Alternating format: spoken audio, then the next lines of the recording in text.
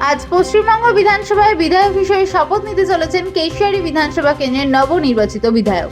শপথ গ্রহণের প্রাক্কালে বুধবার তিনি কলকাতার আলিপুর স্থিত খেরোয়াল মাহ মোড়ে জাহের থানে গিয়ে প্রণাম ও শ্রদ্ধা নিবেদন করেন।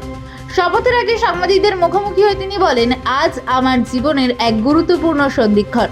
সংবিধানের মর্যাদা রক্ষা ও জনগণের অধিকার প্রতিষ্ঠার লক্ষ্যে আজ বিধায়ক হিসেবে শপথ গ্রহণ করতে চলেছি। এই দায়িত্ব পালনে আমি সকলের আশীর্বাদ ও সহযোগিতা কামনা করি।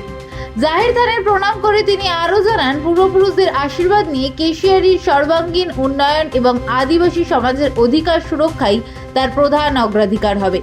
উল্লেখ্য, সদ্য সমাপ্ত উপনির্বাচনে কেশিয়ারি কেন্দ্র থেকে জয়ী হয়েছেন তিনি। আজ বিধানসভায় আনুষ্ঠানিকভাবে শপথ নেওয়ার পরেই নির্বাচনী এলাকার মানুষের জন্য কাজ শুরু করবেন বলে জানিয়েছেন। নমস্কার।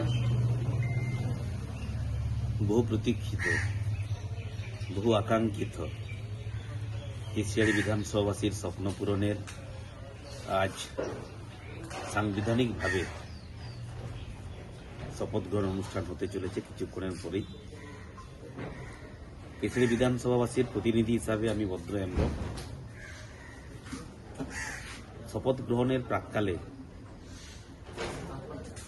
আদিবাসী আঙ্গিকে, আদিবাসী সংস্কৃতিকে সম্মান জানানোর উদ্দেশ্যে আদিবাসীদের আরাধ্য দেবদেবী কলকাতা খেরওয়াল জাহের থান জাহের আয় মারাঙ্গুরুর নিকটে আমি শ্রদ্ধা নিবেদন করলাম, প্রার্থনা করলাম আগামী দিনে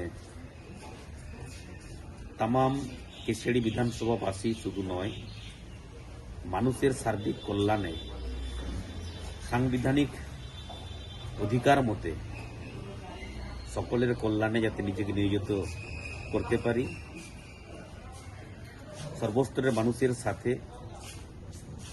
আমি যাতে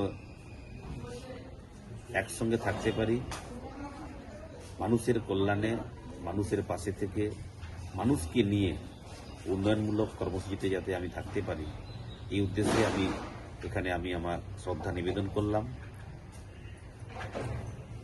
আমি এটুকু বলতে চাই, কেশিয়ারি বিধানসভাবাসীর প্রতিটি জনগণের কল্যাণে আমি যাতে নিজেকে সম্পৃক্ত করতে পারি, আমি আমার আরাধ্য দেবদেবীর কাছে এই প্রার্থনা জানালাম। আগামী দিনে আপনাদেরকে সাথে নিয়ে আমি আমার এলাকার উন্নয়ন করতে চাই, আমি আমার এলাকার মানুষের কল্যাণ কাজে নিয়োজিত চাই।